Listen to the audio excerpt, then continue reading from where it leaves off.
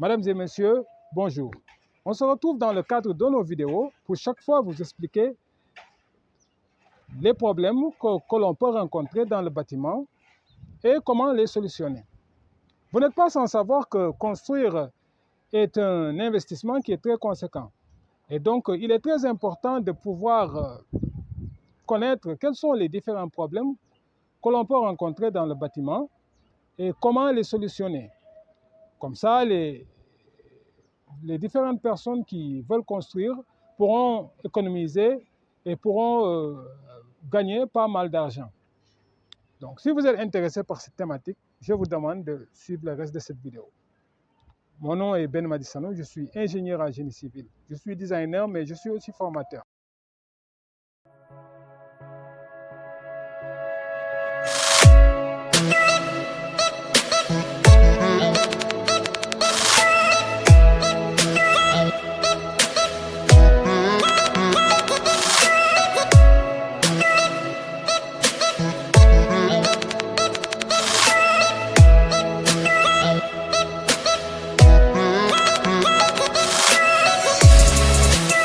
Nous allons donc faire une visite de ce chantier.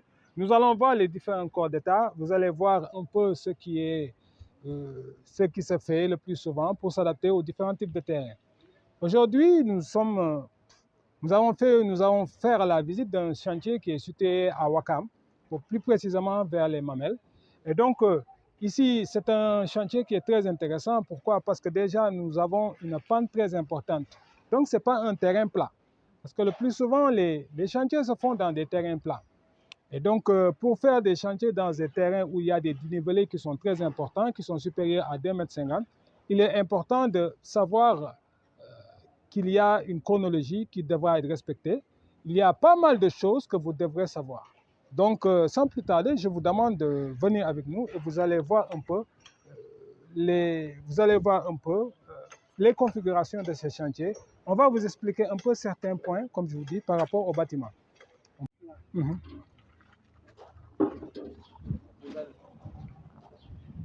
Venez. Donc, vous allez voir un peu les différents problèmes par rapport au bâtiment. Et vous allez voir qu'il est très important de... Donc, si vous voyez bien, il y a une grande pente actuellement. Et nous sommes arrivés...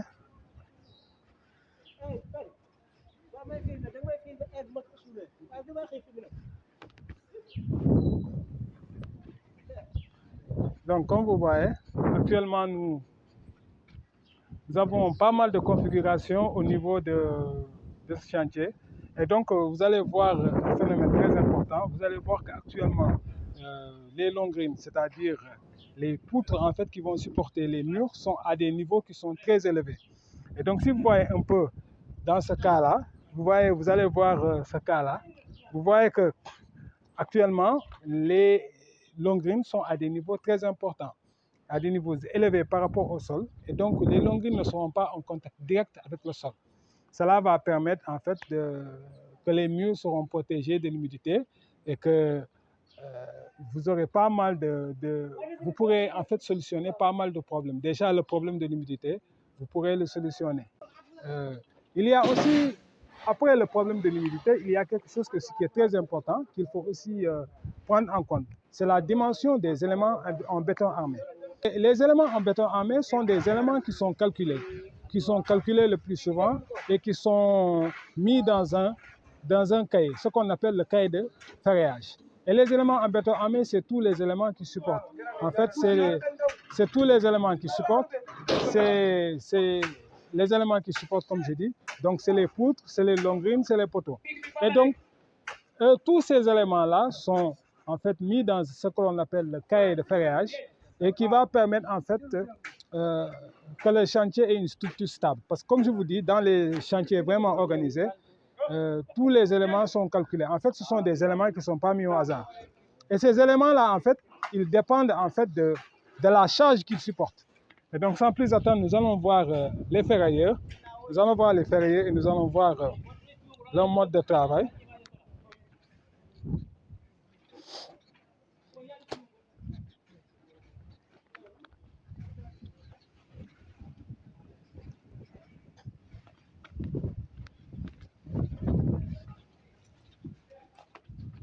Donc là, nous sommes avec, comme je disais tout à l'heure, les ferrailleurs.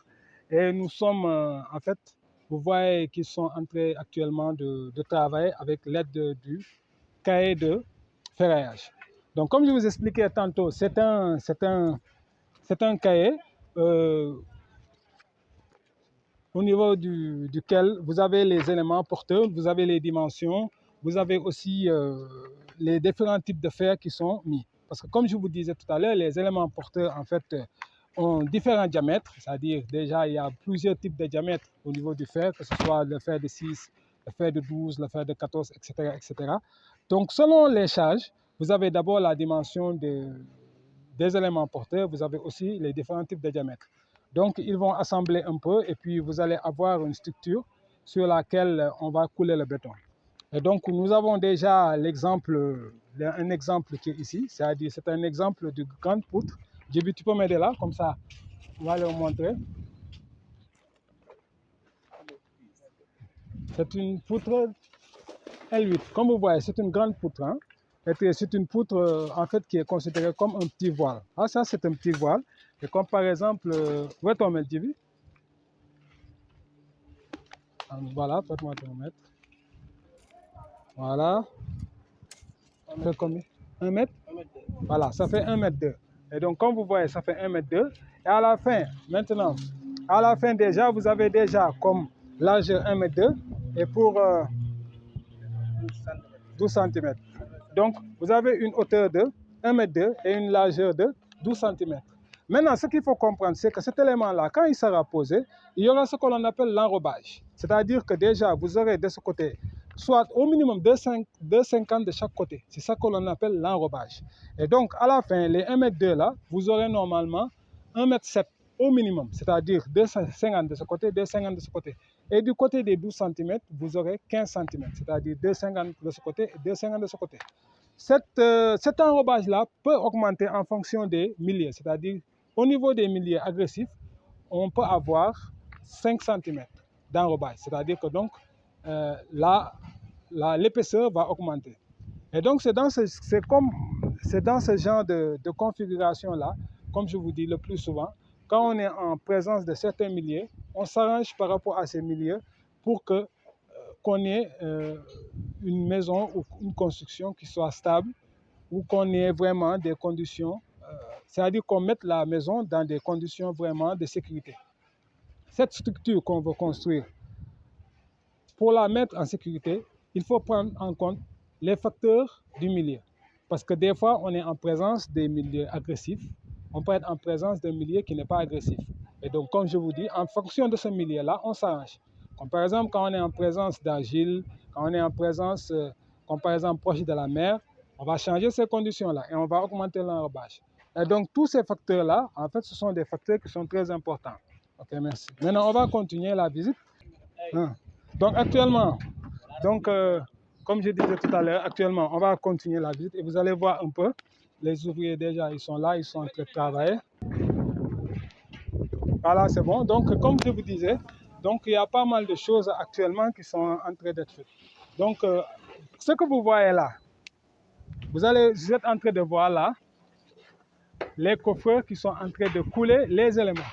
Comme je vous ai parlé tantôt des éléments porteurs, actuellement, c'est une longue ligne qui est en train d'être coulée. Et donc, comme je vous dis, les coffreurs, en fait, ont coffré l'élément à l'aide du plan béton armé, bien sûr. Parce que, comme je le disais tout à l'heure, avec le plan béton armé, ils ont eu, en fait, la hauteur et la largeur de l'élément à couler. Et donc, ils ont placé l'élément en fer que je vous avais montré tout à l'heure au niveau de cet élément-là. Et ils coulent ça à l'aide du plan, ils coulent ça à l'aide du béton.